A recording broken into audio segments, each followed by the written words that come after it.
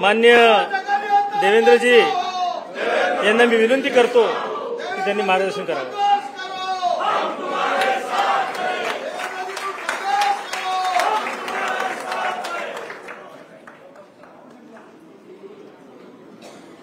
भारत माता की जय.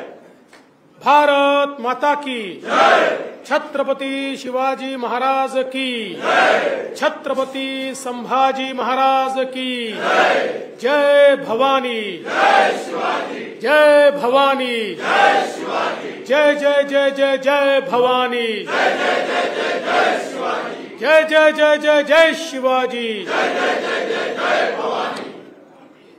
हिंदवी स्वराज्याचे सरसंस्थापक छत्रपती शिवरायांना मानाचा मुजरा करतो. भारतीय राज्य घटनेचे शिल्पकार भारतरत्न डॉक्टर बाबासाहेब आंबेडकर यांना मानवंदना अर्पित करतो. भारतीय जनता पार्टी विधिमंडळ गटाच्या बैठकीमध्ये मंचावर उपस्थित असलेले आपले अध्यक्ष चंद्रशेखर बावनकुळेजी, मुंबईचे आपले अध्यक्ष आणि मुख्य प्रतोद आशिष शेलारजी, आपले ज्येष्ठ मंत्री सुधीर मुनगंटीवारजी, प्रवीण दरेकरजी, रणधीर सावरकरजी आणि या ठिकाणी उपस्थित सर्व ज्येष्ठ आमदार, विधिमंडळ गटातील दोन्ही सभागृहातील आमदार भगिनी आणि बंधूंनो, आज आपल्या विधिमंडळ गटाची ही बैठक निवडणुकीच्या पार्श्वभूमीवर आपण या ठिकाणी आयोजित केली आणि ही बैठक आयोजित करताना एकीकडे आपल्या सगळ्यांच्या मनामध्ये प्रचंड आनंद देखील आहे. कालच देशाच्या इतिहासामध्ये सलग तिसऱ्यांदा प्रधानमंत्री बनणारे, म्हणजे यापूर्वी फक्त जो रेकॉर्ड नेहरूजींच्या नावावर आहे त्याची बरोबरी करणारे, अखिल विश्वामध्ये ज्यांच्या नावाचा डंका वाजतो असे आपल्या सर्वांचे नेते माननीय नरेंद्र मोदीजी यांची एनडीएने एकमताने निवड केली आणि त्यांचं अभिनंदन करण्याकरता आज आपण सगळे या ठिकाणी एकत्रित आलोत. आणि हे खरं आहे की एकीकडे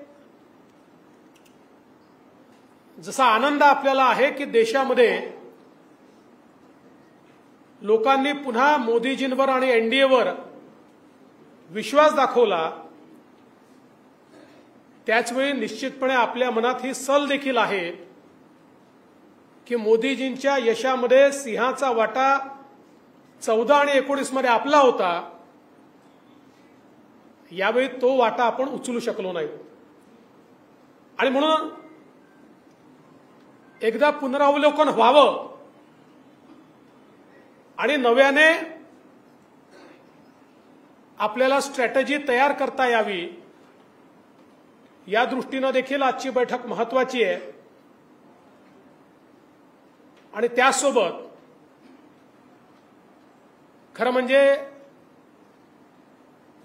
आपण सगळ्यांनी हा निर्धार केलाय की महाराष्ट्रामध्ये जे काही अपेक्षित यश आलं नाही त्याची कारणं त्या ठिकाणी शोधून ती कारणं कशी दूर करता येतील आणि विधानसभेच्या निवडणुकीमध्ये पुन्हा एकदा महायुतीचं सरकार कसं आणता येईल हा जो निर्धार आपण सगळ्यांनी व्यक्त केला त्याबद्दल देखील मी आपल्या सर्वांचे मनापासून आभार मानतो. खरं म्हणजे उन्हाळा संपतोय काहिली पण संपते आहे. पावसाळा जवळ आलेला आहे आणि पाऊस पडत असताना जे पेरलं जातं सप्टेंबर, ऑक्टोबर, नोव्हेंबर तेच उगत असतं.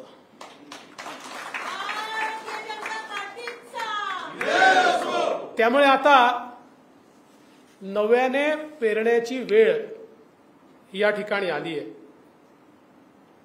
आपण सगळ्यांनी माझ्यावर विश्वास व्यक्त केला, मी आपला आभारी आहे. पण एकच गोष्ट आपल्याला सांगतो, यशाचे बाप अनेक असतात, पण अपयशातही अपयश ताकदीनं अंगावर घ्यायचं असतं, ते पचवायचं असतं आणि नवीन निर्धार करायचा असतो. आणि म्हणून या निवडणुकीमध्ये भारतीय जनता पक्षाचं नेतृत्व मी करत असल्यामुळे मी हे सांगितलं की हो, या अपयशाची जबाबदारी माझी आहे. कारण पक्षाने, आणि मी दोन्ही अध्यक्षांचं अभिनंदन करेन, बावनकुळेजी आणि आशिष शेलारजी, आणि पक्षाच्या कार्यकर्त्यांचं अभिनंदन करेल की आपण सगळ्यांनी अतिशय उत्तम काम या ठिकाणी केलं. केवळ पॉलिटिकल अर्थमॅटिकमध्ये आम्ही कुठेतरी कमी पडलो, आणि मी ते कसं पडलो हे सांगणार आहे. आणि त्याच वेळी मी जेव्हा हे सांगितलं की मला मोकळं करून काम करायची संधी द्या, त्यावेळी ते निराशेतून बोललो नाही. देवेंद्र फडणवीस हा पळणारा व्यक्ती नाही आहे, हा लढणारा व्यक्ती आहे. अरे आमची प्रेरणा काय आहे? चारीकडनं घेरल्यानंतर पुरंदरचा तह करणारे आणि नंतर पुन्हा पूर्ण ताकदीने मैदानात उतरून ते सर्व किल्ले पुन्हा जिंकणारे छत्रपती शिवराय, हे आमची प्रेरणा आहे. त्यामुळे कोणाला जर असं वाटलं असेल की मी निराश झालो किंवा भावनेच्या भरात बोललो तर ते सत्य नाही. हे आज पुन्हा एकदा आपल्याला सांगतो. तर माझ्या डोक्यात काही स्ट्रॅटेजी होती, आजही आहे. आता आपण सगळ्यांनी विश्वास या ठिकाणी दाखवलाय, पण मी माननीय अमितभाई शाह यांना भेटून आलो, त्यांनाही माझ्या डोक्यात काय ते सांगितलं. अर्थात त्यांची भूमिका काही तुमच्यापेक्षा फार वेगळी नव्हती, पण त्यांनी मला सांगितलं की आता पहिले हे सगळं काम चालू द्या, मग नंतर आपण काय ब्ल्यूप्रिंट तयार करायची आहे महाराष्ट्राची ती तयार करू. आणि त्यामुळे कुठल्याही परिस्थितीत, म्हणजे याही किंवा त्याही किंवा कुठल्याही परिस्थितीमध्ये एक मिनिट देखील मी शांत बसणार नव्हतो आणि बसणार नाहीये. त्यामुळे आता हे निश्चित सांगतो की आता तर मी काम करतोच आहे आणि ते करणारच आहे. पण हे सगळं आपण जर बघितलं तर ज्याचा मी उल्लेख केला की देशामध्ये ज्या प्रकारे मोदीजींना जनतेने समर्थन दिलं आणि तिसऱ्यांदा एनडीएचं सरकार आलं, आणि त्याच वेळी ओरिसामध्ये आपलं सरकार येणं, आंध्र प्रदेशमध्ये एनडीएचं सरकार येणं, अरुणाचलमध्ये आपलं सरकार येणं, या सगळ्या गोष्टी अतिशय स्पष्टपणे काय सांगतायत हे आपण सगळ्यांनी बघितलं पाहिजे. आणि सगळ्यात महत्वाचं जे काल मोदीजी बोलले, काही लोक विजयाचा नरेटिव्ह तयार करतात. विजयाचा नरेटिव्ह तयार करणाऱ्याची बोलती एकाच वाक्याने बंद झाली की त्यांना 3 निवडणुका मिळून जेवढे सीट मिळाल्या त्यापेक्षा जास्त, म्हणजे 14ला, 19ला आणि 24ला 3 निवडणुका मिळून त्यांना जेवढ्या जागा मिळाल्या त्यापेक्षा जास्त जागा या एकाच निवडणुकीमध्ये देशामध्ये भारतीय जनता पक्षाला मिळाल्या. आणि अख्ख्या इंडिया आघाडीला जेवढ्या जागा मिळाल्या त्यापेक्षा जास्त जागा या भारतीय जनता पक्षाला मिळाल्या. आपण जर महाराष्ट्राचा विचार केला, महाराष्ट्रामध्ये देखील मी ज्याला पॉलिटिकल अर्थमॅटिक म्हटलं ते का महत्वाचं आहे, तर महाराष्ट्रामध्ये महाविकास आघाडीला मिळालेली मतं 43.9% आणि महायुतीला मिळालेली मतं 43.6%.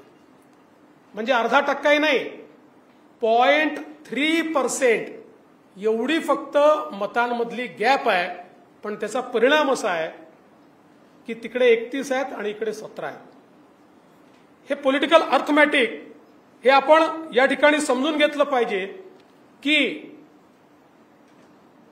महाविकास आघाडीला 2,50,00,000 मतं आहेत, आपल्याला 2,48,00,000 मतं आहेत. याचा अर्थ काय आहे, तर केवळ 2 लाख मतं त्यांना आपल्यापेक्षा अधिक मिळाले आहेत. पण जागांमध्ये मात्र ट्रान्सलेट होताना ते मोठ्या प्रमाणात झाले आहे. आणि ते का झाले आहेत हे देखील मी आपल्याला सांगणार आहे. मुंबईचा विचार केला तर मुंबईमध्ये त्यांना 24 लाख मतं आहे आणि आपल्याला 26 लाख मतं आहेत. 2 लाख मतं आपल्याला मुंबईमध्ये अधिक आहे, पण त्यांना 4 जागा मिळाल्या आणि आपल्याला 2 जागा मुंबईमध्ये या ठिकाणी मिळालेल्या आहेत. खरं म्हणजे याचं विश्लेषण जर आपण केलं, पहिली गोष्ट, आपण केवळ 3 पक्षांशी लढत नव्हतो, आपण एका चौथ्या पक्षाशी लढत होतो आणि तो चौथा पक्ष होता खोटा नरेटिव्ह. ज्या नरेटिव्हला आपल्याला वाटलं या 3 पक्षांना रोखलं तर आपला विजय होईल, पण आपल्या लक्षात आलं नाही की चौथा पक्ष जो यांच्याकरता काम करतो आहे त्याला आपण रोखू शकत नाही किंवा रोखू शकलो नाही किंवा त्याची तयारीच आपण केली नाही. आणि मग आपण सगळ्यांनी बघितलं संविधान बदलणार, संविधान बदलणार, संविधान बदलणार हा विषय इतका खालपर्यंत गेला आणि त्या मनाने आपण त्याला इफेक्टिव्हली काउंटर केलं नाही. त्याचा इफेक्ट जेव्हा आपल्या लक्षात आला तेव्हा चौथी फेरी आली, चौथा टप्पा आला होता. आणि म्हणून तुम्ही बघा पहिल्या 3 टप्प्यांमध्ये 24 जागांमध्ये केवळ 4 जागा आहेत आपल्याला. आपल्या सगळ्या जागा या दुसऱ्या 24 जागांमध्ये आल्या. कारण मग आपण इफेक्टिव्हली आपल्याला लक्षात आलं की हे खोटं बोलतायत पण ते पर्क्युलेट होत आहे. कुठेतरी सामान्य माणसाला असं वाटतंय की खरंच घडेल का बाबा, मग मोदीजी तर येणारच आहे, मग आता आपण थोडं सेफ का राहू नये. अशा प्रकारे विशेषतः दलित समाजामध्ये, आदिवासी समाजामध्ये हा नरेटिव्ह हा मोठ्या प्रमाणात या ठिकाणी तयार झाला. पण एक गोष्ट लक्षात ठेवली पाहिजे की असा जरी नरेटिव्ह तयार झाला तरी हा नरेटिव्ह एखादी निवडणूक चालतो, पुढच्या निवडणुकीत तो चालत नाही. कुठल्याही खोट्या मुद्द्याची ताकद ही एका निवडणुकीपुरतं असते, त्याच्यानंतर त्याची ताकद ही 50, 60, 75% कमी होते आणि आपण ती 100% कमी करू शकतो. या संदर्भात योग्य कारवाई आपण करू. आणि मला विश्वास आहे कालच माननीय मोदीजींनी आणि मागच्याही काळात जेव्हा जेव्हा मोदीजी पंतप्रधान झाले, मोदीजींनी पहिलं काम जर काही केलं असेल तर नेता निवडीच्या आधी संविधानाची पूजा केली आहे. कालही मोदीजींनी संविधानाची पूजा केली आणि मोदीजींनी सांगितलं भारताचं संविधान हे माझ्याकरता सगळ्यात महत्वाचं आहे. आणि आता संविधानाला 75 वर्ष पूर्ण होत आहेत, त्यामुळे पुढचं 1 वर्ष भारताच्या संविधानाचा महोत्सव हा या देशामध्ये निश्चितपणे या ठिकाणी साजरा केला जाणार आहे. हे माननीय मोदीजींनी आपल्याला सांगितलं. दुसरा नरेटिव्ह काय तयार झाला, पक्ष फोडाफोडी वगैरे, त्याच्यावरही पुढे सांगतो, आकडेवारीतनं सांगतो. खरं म्हणजे ते सत्य नाही आहे. उलट जर त्यांच्या यशाचं आपण डिसेक्शन केलं तर त्यांना कुठे मतं मिळाली आणि कुठे नाही मिळाली यातनंच हा नरेटिव्ह किती फोल आहे हे आपल्या लक्षात निश्चितपणे येईल. त्यासोबत विशेषतः मराठवाड्यामध्ये खरं म्हणजे मला अतिशय आश्चर्य वाटलं. नरेटिव्ह तयार केला मराठा समाजात. आता बघा, हे देखील आश्चर्य आहे की नाही, मराठा समाजाला दोन्ही वेळी आरक्षण आपण दिलं. मराठा समाजामध्ये त्या ठिकाणी सारथी संस्था असेल, अण्णासाहेब पाटील आर्थिक विकास महामंडळ असेल, फी सवलतीची योजना असेल, हॉस्टेलची योजना असेल, स्वाधारची योजना असेल, या सगळ्या गोष्टी या आपल्याच काळात झाल्या. आणि असं सांगितलं जातं आपल्याला की मराठा समाजाचा फटका पडला. आणि ज्यांनी 1980 पासनं मराठा आरक्षणाला विरोध केला, 80 पासनं ज्यांनी मराठा आरक्षणाला विरोध केला, त्यांच्या पडल्यात मतं गेली, त्यांच्याकडे मतं गेली. याचा अर्थ काय आहे? याचा अर्थ एवढाच आहे की हे पण टिकणार नाहीये, हाही बुद्धिबळ टिकणार नाहीये. हा जो काही नरेटिव्ह तयार करण्याचा प्रयत्न झाला आणि काही प्रमाणात यशस्वी झाले, फार मोठ्या प्रमाणात झाले असं नाही, कारण मोठ्या प्रमाणात जर यशस्वी झाले असते तर 43% मतं भाजपला मिळाले नसते. हा आपला जो मतदार आहे तो जर सगळा गेला असता तर 44% मतं आपल्याला मिळाले नसते. किंवा एकूण जर आपण 2019च्या मतांशी भाजपाचंच कंपॅरिझन केलं तर आत्ताच बावनकुळे साहेबांनी सांगितलं की आपले प्रत्यक्ष मतं हे त्यापेक्षा वाढले आहे आणि टक्केवारीचा विचार केला तर 1% आपले कमी झाले. त्यापेक्षा जास्त मतं आपले 2019 पेक्षा कमी झालेले नाही. त्यामुळे हे जे काही नरेटिव्ह या ठिकाणी तयार करण्यात आले, मग एक नरेटिव्ह तयार केला की महाराष्ट्रातले उद्योग पळवले. खरं म्हणजे प्रत्यक्ष आकडेवारी जर आपण बघितली तर 2022-23ला आणि 2023-24ला दोन्ही आपल्या काळामध्ये महाराष्ट्र आपण इन्व्हेस्टमेंटमध्ये पहिल्या क्रमांकावर आणला. उद्धव ठाकरेंच्या काळामध्ये महाराष्ट्र हा खाली होता. उद्धव ठाकरेंच्या काळात गुजरात आणि त्यानंतर कर्नाटक क्रमांक 1 वर होतं. यावर्षी तर आपण अशी अवस्था आणली, गुजरात, कर्नाटक, दिल्ली यांची एकत्रित बेरीज केली तरी त्यापेक्षा जास्त इन्व्हेस्टमेंट ही महाराष्ट्रात आली आहे. आता गुजरात आमच्याशी कॉम्पिटिशन देखील करू शकत नाही. असं असताना नरेटिव्ह रोज खोटं बोलायचं आणि रोज सांगायचं उद्योग पळवले, उद्योग पळवले, उद्योग पळवले. आता ही जी आकडेवारी आहे हीच आकडेवारी सांगते की जर उद्योग पळाले असते तर गुजरातच्या दुप्पट आणि गुजरात, कर्नाटक, दिल्ली यांच्यापेक्षा एकत्रितपेक्षा जास्त उद्योग आणि इन्व्हेस्टमेंट ही आपल्याकडे कशी आली असती. मग एक या ठिकाणी नरेटिव्ह तयार केला की उद्धव ठाकरेंना फार सहानुभूती आहे. मग उद्धव ठाकरेंना जर सहानुभूती होती तर कुठे दिसायला पाहिजे होती? मुंबई आणि कोकणमध्ये दिसायला पाहिजे होती ना. ठाण्यापासनं तर कोकणच्या शेवटच्या टोकापर्यंत उद्धव ठाकरेंची एकही जागा नाही. उबाठाला एकही जागा मिळालेली नाही. कोकणात उबाठा नाही, ठाणे जिल्ह्यात उबाठा नाही, पालघर जिल्ह्यात उबाठा नाही, रत्नागिरी, सिंधुदुर्ग, रायगड, ठाणे आणि पालघर यात उबाठाला एकही जागा मिळालेली नाही. आणि आपल्याला माहिती आहे मुंबईच्या जागा ज्या मिळाल्या त्या कोणाच्या भरोश्यावर मिळाल्या? मराठी माणसांनी मत दिलं नाही यांना. कारण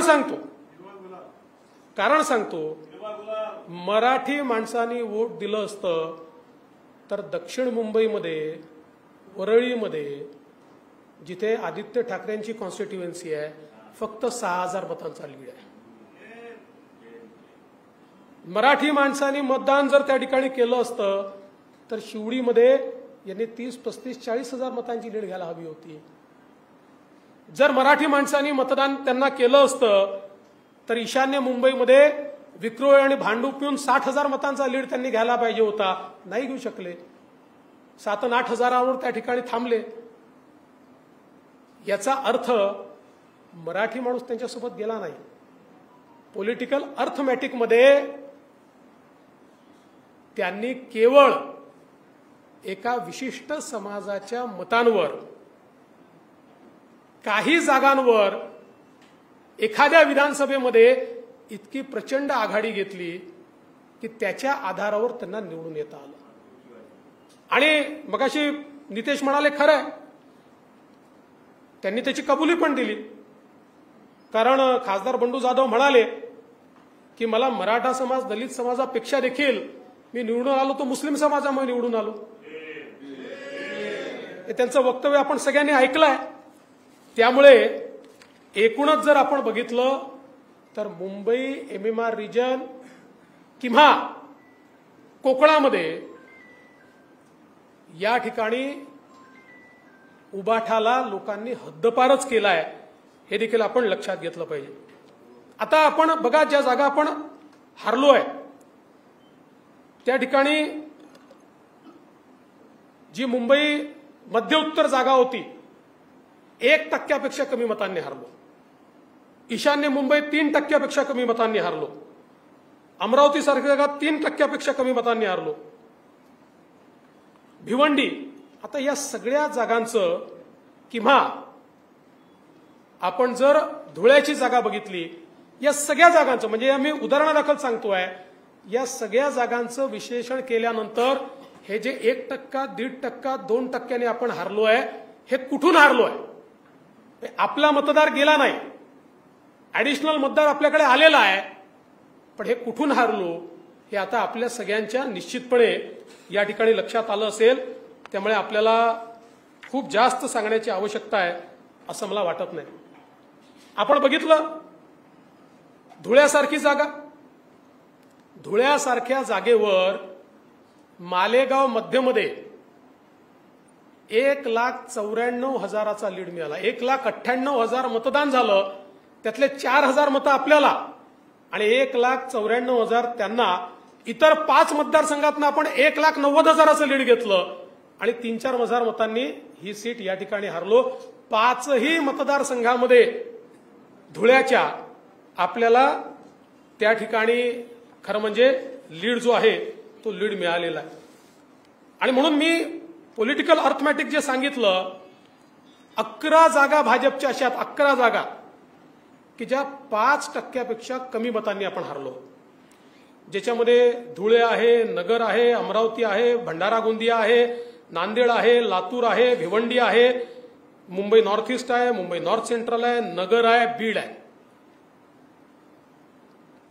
1%, 2%, 3% अशा हारलेल्या 11 जागा आहेत की ज्यामध्ये आपण या ठिकाणी हारलेलो आहोत. हे सगळं होत असताना एक गोष्ट अजून महत्वाची लक्षात घेतली पाहिजे. ज्या पॉलिटिकल अर्थमॅटिकचा मी उल्लेख या ठिकाणी केला की जर त्यांना 31 जागा मिळाल्या तर ते विधानसभेत रिफ्लेक्ट व्हायला पाहिजे होतं. विधानसभेमध्ये महायुतीला 130 जागांवर आघाडी आहे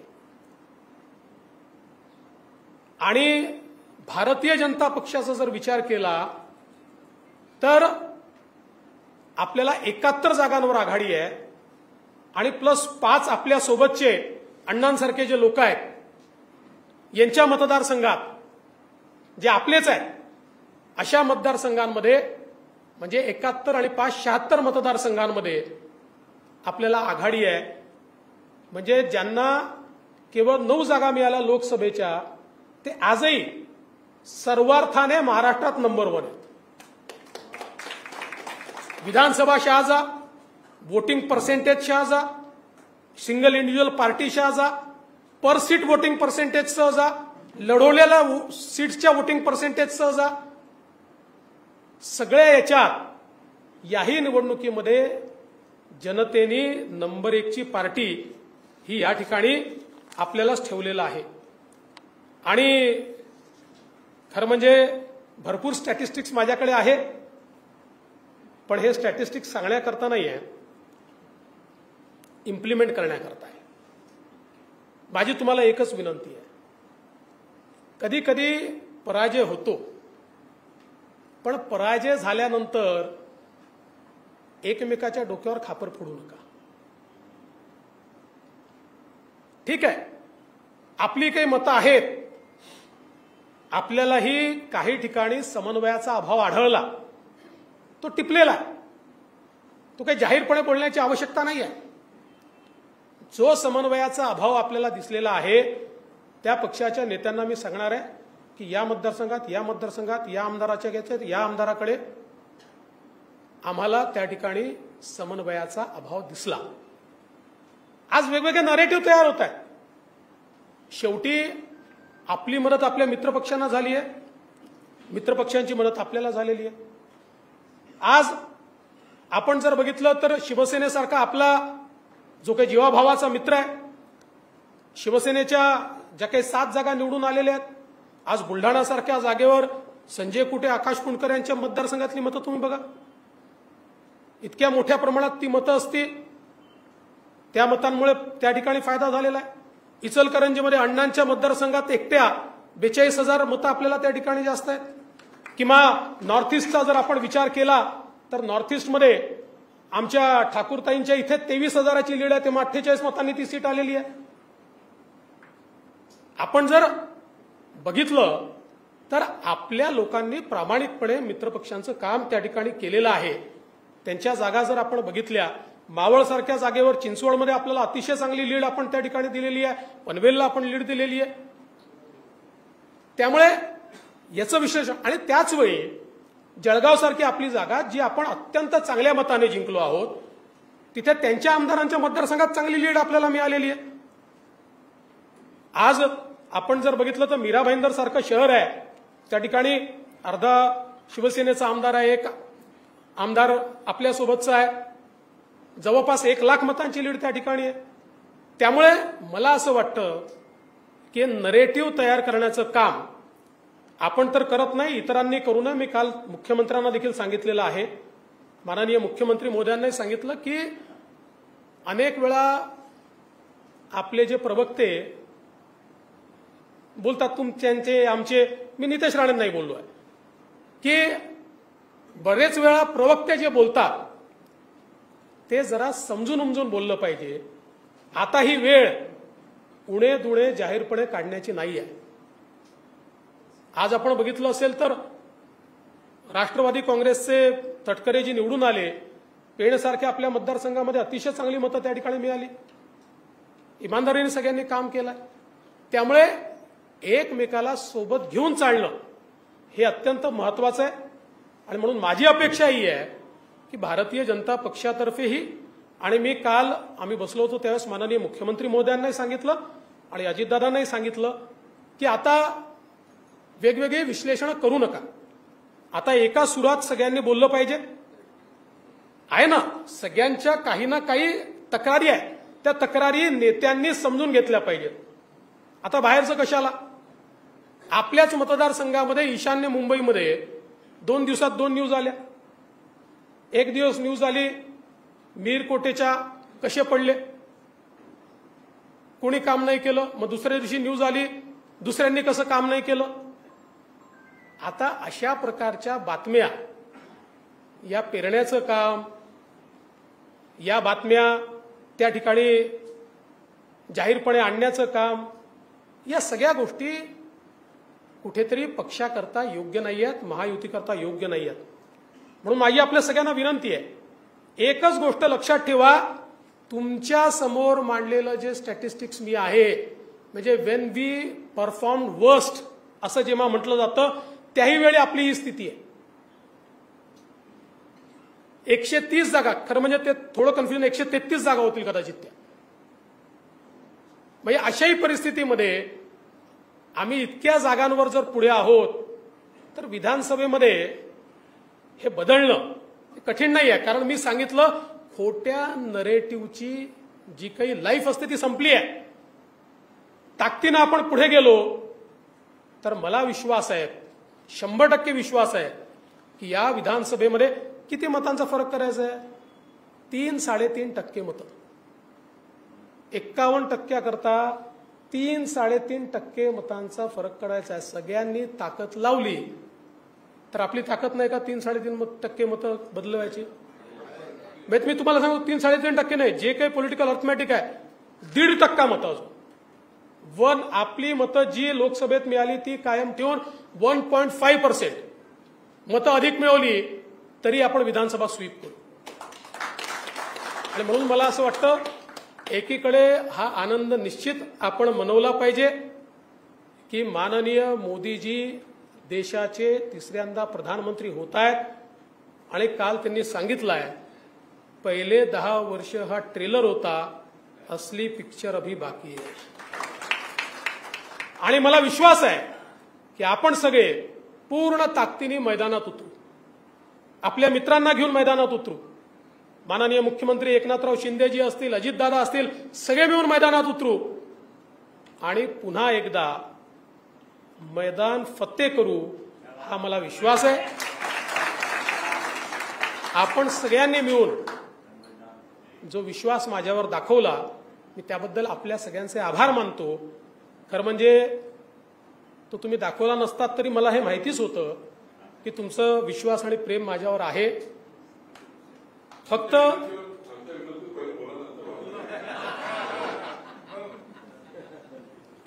ते सगळं